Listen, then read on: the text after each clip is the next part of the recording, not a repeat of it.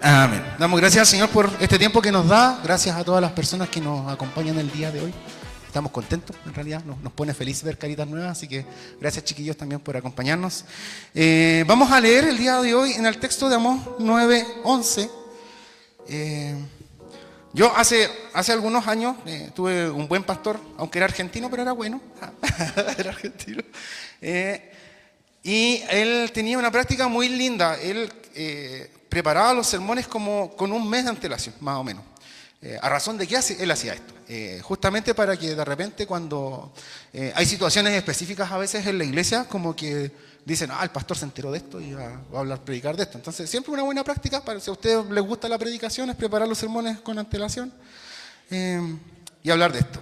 Y este texto en realidad yo lo tomé de un amigo, que es el pastor Ismael, que anda por Bolivia en este rato, y hace como un mes atrás él lo posteó en sus redes sociales.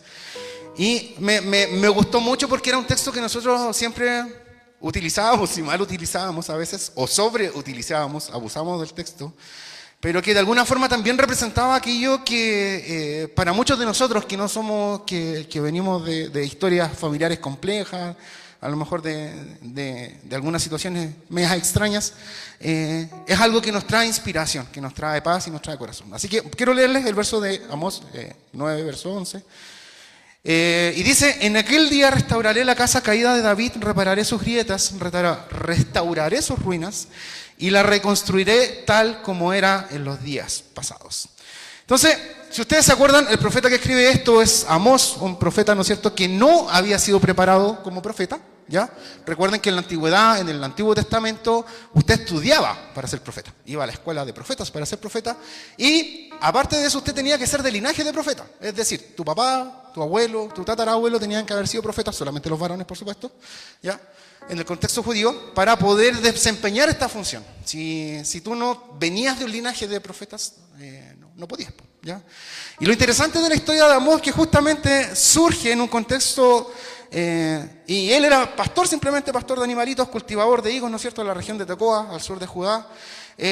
No pertenecía a una élite religiosa, no era parte del culto, sin embargo, y él relata, ¿no es cierto?, en el libro de Amós y dice, detrás de las ovejas, ¿no es cierto?, o no soy profeta ni hijo de profeta, y desde ahí el Señor lo trae. Y él era profeta en el tiempo, ¿no es cierto?, de Jeroboam II, un tiempo en que el pueblo de Israel de alguna manera tenía prosperidad, se veían bonitos. El problema con esta prosperidad era que venía de los abusos. Y el mensaje de Amós constantemente va de esto, del abuso de los terratenientes, del abuso de los ricos sobre los pobres, del abuso de los más fuertes sobre los más débiles. Entonces, de alguna manera, si bien desde el exterior Israel se veía como un reino sólido, ¿no es cierto?, como un reino poderoso, en el interior estaba como ahí medio cojeando, ya, medio lento. Pero me llama mucho la atención este texto porque justamente habla acerca de esto, de la idea de restauración. Y habla de la casa de David. En términos históricos, la casa de David, cierto, es la continuación de alguna manera del reino de Israel, y asegurar que de alguna manera esto iba a continuar, ¿no es cierto?, que Dios iba a perpetuar el reino. Sin embargo, el pueblo de Israel iba en una decadencia espiritual, iba hacia la ruina, más tarde iba a ser conquistado por un montón de pueblos, ¿no es cierto? Lo hablábamos en la mañana de Persia, de los medos y los persas iba a ser destruido. Y el mensaje viene en este sentido, en medio de un conflicto que se enfrentaba. Y es interesante porque al final cuando tú escuchas el relato del Señor, y en medio de todo lo que Dios tiene para reclamarle al pueblo de Israel, sin embargo Dios envía este mensaje que dice que voy a restaurar la casa. Entonces Dios es un especialista en restauración. Me gusta esa idea de la gente que de alguna forma toma estos cuadros, ¿no es cierto?, que se van desgastando por el tiempo y son capaces en algún sentido de interpretar la obra original.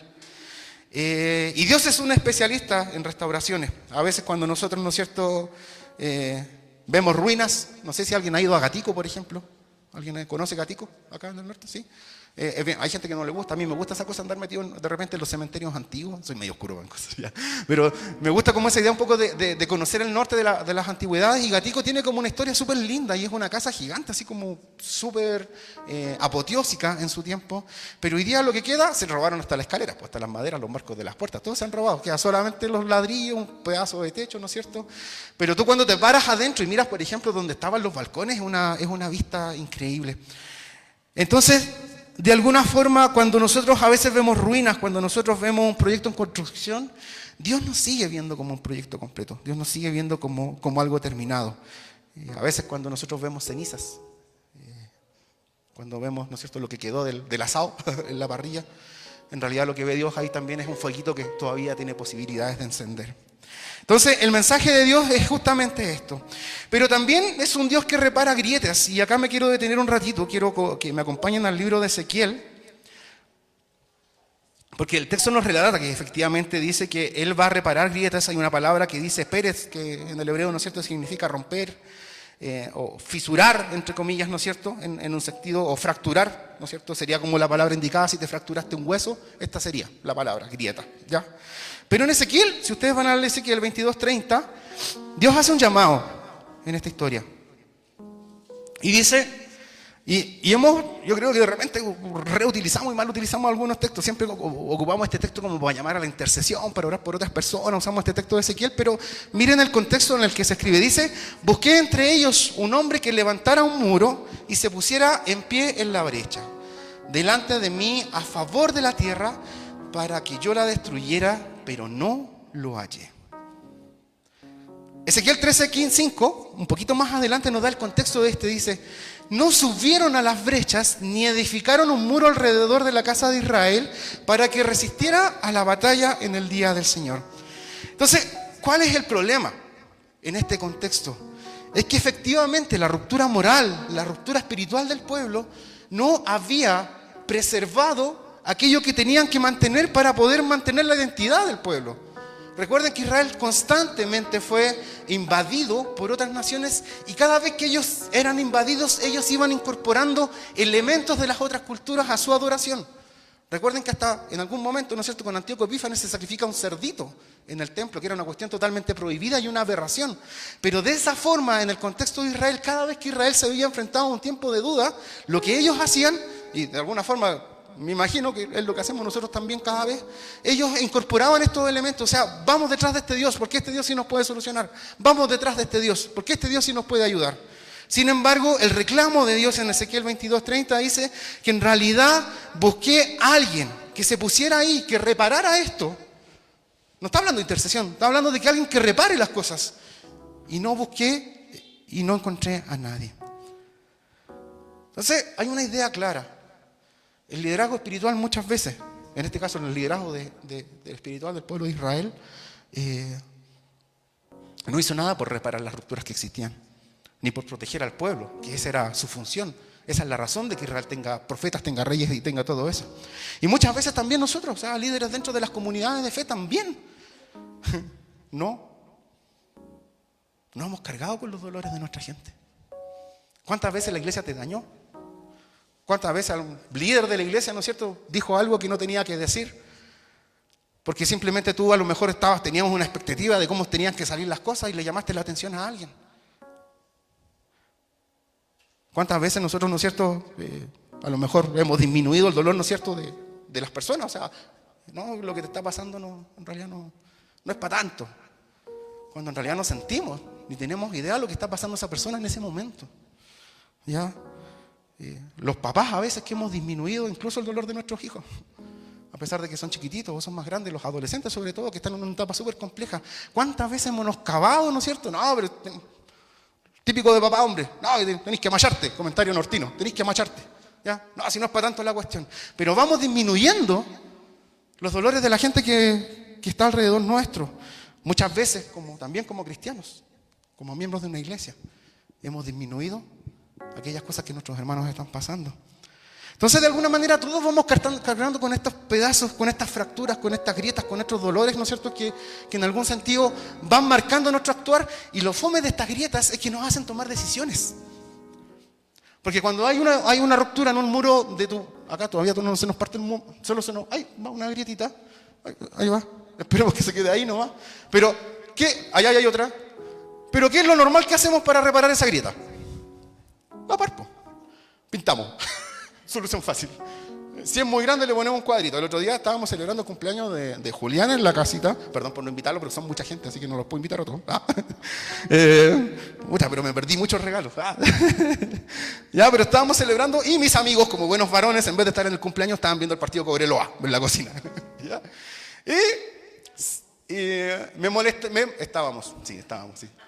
Yo estaba sirviendo las mesas. Y se cae un cuadro que está en la cocina. Bueno, los que han ido a la casa saben que hay un cuadro en la cocina. Y justo en ese lado, mis sobrinos pintaron esa pared. Les quedó espectacular, Matías con Joaquín. Pero se cae el cuadro. Y justo donde está ese cuadro hay una mancha de pintura, de la pintura antigua, del porte de ese cuadro donde estaba la tele. Pues. Entonces, ¡ay, soy flojo! Termina la cuestión. Entonces, lo más fácil, y debo reconocer delante de mi iglesia, que lo más fácil para mí entre andar buscando el color correcto, no siendo haciendo la cuatricomía, no sé, cuatricrotomía, esa cosa de los colores para poder encontrar el color correcto, lo más fácil fue colgar un cuadro y tapar. Y me olvidé del problema. Y honestamente ese cuadro lleva, de antes de pandemia hasta ahí. Así que calculen. Pero normalmente la forma que nosotros hacemos para tapar estas fracturas en los muros, normalmente eso, son cuestiones súper fáciles. Pero restaurar, hermanos, no es decorar. Restaurar no es parar. No es pintar. A veces para restaurar tenemos que destruir. Me gusta mucho esa idea del alfarero, ¿no es cierto? Que dice que Dios que toma esta vasija que estaba medio imperfecta, ¿no es cierto? Que le quedó una piedrita y era una piedrita nomás. Pero sin embargo ahí, ¿no es cierto? Dios toma, el alfarero lo toma a través de esta imagen, la tira al suelo y la vuelve a hacer. Salmo 147:3 para que lo marque ahí en su Biblia. Me encanta este texto, algún día vamos a llegar, estamos estudiando los salmos los días jueves en la iglesia. Vamos recién en el 17, vamos para el 18, así que en algún rato vamos a llegar a este salmo. Nos quedan 147 jueves para llegar acá. ¿Ya? Vamos que se puede, ¿no es cierto? Dice, Él sana a los quebrantados de corazón y venda sus heridas. El Señor sana a los quebrantados de corazón y venda sus heridas. Y esto es interesante porque es el Señor el que lo hace. No eres tú. Es el Señor el que lo hace. Ustedes saben que me gusta Dietrich Bonhoeffer. Bonhoeffer escribió también esta cosita acerca de esto. Dice, Bonhoeffer era bacán. No sé por qué el Señor se lo llevó antes, a lo mejor por eso. Como diría Mateo, Él cumplió su propósito en la tierra. Bonhoeffer dice, Dios, miren, escúchelo atentamente, dice, Dios no se avergüenza de nuestra bajeza. Allí precisamente es donde Él quiere habitar. Cariñito para el corazón. Dios no se avergüenza de lo que tú eres. Dios no se avergüenza de lo que estás pasando. Dios no se avergüenza de lo que has sufrido en tu familia, de lo que has sufrido en el trabajo, de tu forma de actuar. Dios no se avergüenza de eso. Justamente ese es el lugar donde Dios quiere estar. Y el tema con la restauración a veces es que hay que morir, hay que destruir. Y seguimos muchas veces amarrados a situaciones. ¿Cuántas veces hay trabajos que te hacen daño y tú sigues insistiendo en ese trabajo? Sigues insistiendo en estar ahí. ¿Cuántas veces hay situaciones familiares a lo mejor que nos están acomplejando? Insistimos. Insistimos a veces con nuestras relaciones con nuestros hijos, tomando el lado que a lo mejor que no es el más correcto, pero muchas veces insistimos en cosas que en realidad no tienen mucho futuro. Y Jesús lo expresa de una forma bien poética y bien hermosa. Juan capítulo 12, verso 24, dice, si el grano de trigo no cae en la tierra y muere, queda solo. Sin embargo, si muere, lleva mucho fruto. A veces esta restauración, ¿no es cierto?, va a implicar pérdidas, va a implicar decisiones, va a implicar lágrimas, renuncias, va a implicar dolor. Porque saben que dentro de las cosas que a veces nosotros vivimos, la única certeza dentro de esas relaciones a lo mejor que se dan medias complejas, es la única certeza que tenemos. A veces ese trabajo, ¿no es cierto?, nos aferramos y decimos que el Señor sí, el Señor está conmigo, pero muchas veces ese trabajo que es complicado, esa situación en las diferentes etapas de la vida que nosotros estamos, nos aferramos porque es la única cosa que tenemos. Y saben, mi esposa siempre me ha dicho algo. Tú no necesitas promoverte. Es Dios el que te promueve. Entonces, muchas veces nosotros nos aferramos a aquellas cosas y simplemente porque consideramos que es lo único que tenemos. A veces asistimos a una iglesia como esta. Y a veces sufrimos también. Y nos aferramos como si fuera la única opción en la vida. Y pensamos que le estamos fallando al cielo, ¿no es cierto? Que le estamos fallando a Dios porque querer tomar una decisión por cuidarnos. Pero como siempre hemos dicho, el sábado no es por causa, ¿no es cierto?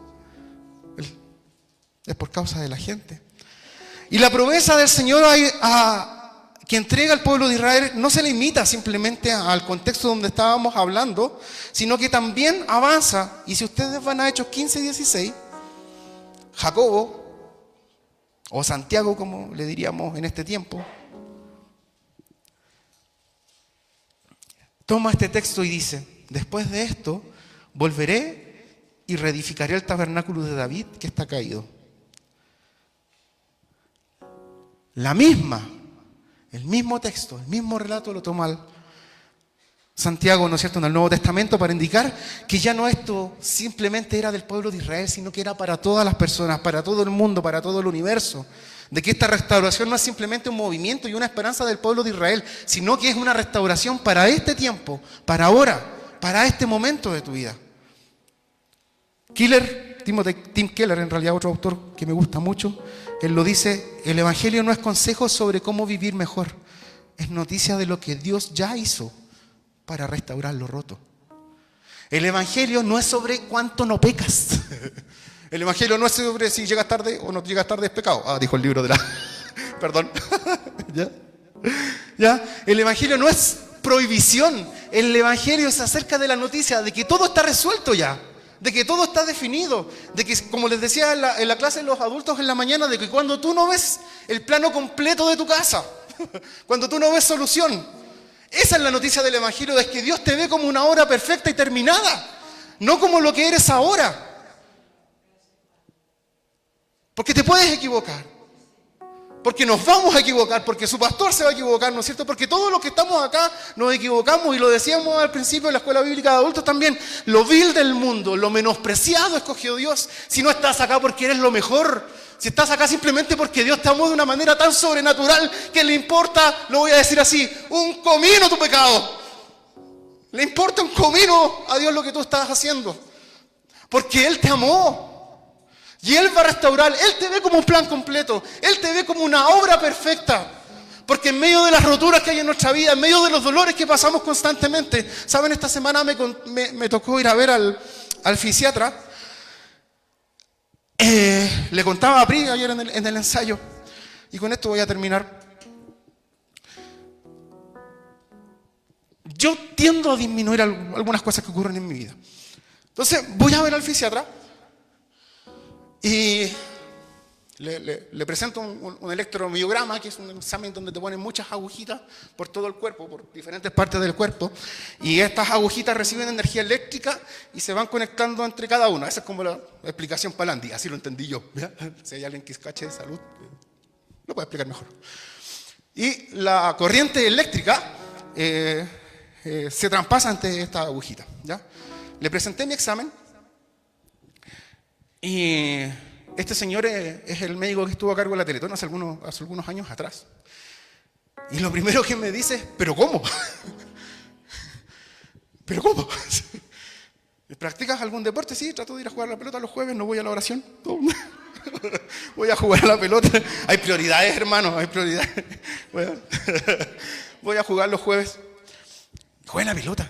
Sí, ¿qué más así? No, también toco música. Bueno, ahora ya no toco batería porque está el pipe acá. Pero antes tocaba batería. Ando en moto. No le conté que andaba en moto, le conté que intenté esquiar, ¿ya? Bueno, de hecho me caí de la escalera de la casa y dije que había esquiado para verme más, no sé, más bacán. Pero lo que me decía este tipo, el doctor me decía: oye, pero ¿cómo? ¿Cómo? Y yo le he contado, de repente les cuento estas historias medias lloronas, ¿no es cierto?, que sucedieron en mi vida. Pero de repente uno disminuye lo que Dios ha hecho en tu vida. Entonces cuando un tipo que no me conoce y ve mi historial médico y ve que el daño neuronal que tengo de la rodilla hacia abajo, me dice, oye, pero ¿cómo estáis así? ¿Cómo estáis así? Y ¿saben qué? Me emociono porque en realidad soy Dios, puedo caminar, soy Dios, puedo moverme, si puedo tocar música, si puedo ir por un lado para otro, si puedo trabajar, es porque Dios hizo el milagro en mi vida. Y no puedo negar eso, y no puedo no contártelo, porque es el mismo Dios el que está trabajando en cada parte, aspecto de tu vida, en medio de las grietas que están ocurriendo en este rato, en medio de los dolores que está pasando, en medio de esas cosas que tú sientes que en realidad no eres digno de estar delante de la presencia de Dios. Pero Dios te dice, como decía Biblio, decía en hebreo, porque tenemos entrada confiada, podemos entrar confiadamente delante del trono de la gracia, porque tenemos un sumo sacerdote que se compadece de nuestros dolores. Eso es lo que predicamos, eso es lo que hacemos, eso es lo que creemos. Por eso cuando tú ves tu vida derrotada, tu vida quebrada, ¿no es cierto?, cuando ves estas cenizas, Dios no ve eso. Dios ve un fuego que puede arder. Y me gusta el relato de Elías, porque dice que cuando Elías desafía a los profetas de Baal, Elías no simplemente se queda ahí, sino que dice, traigan agua, traigan agua, traigan agua.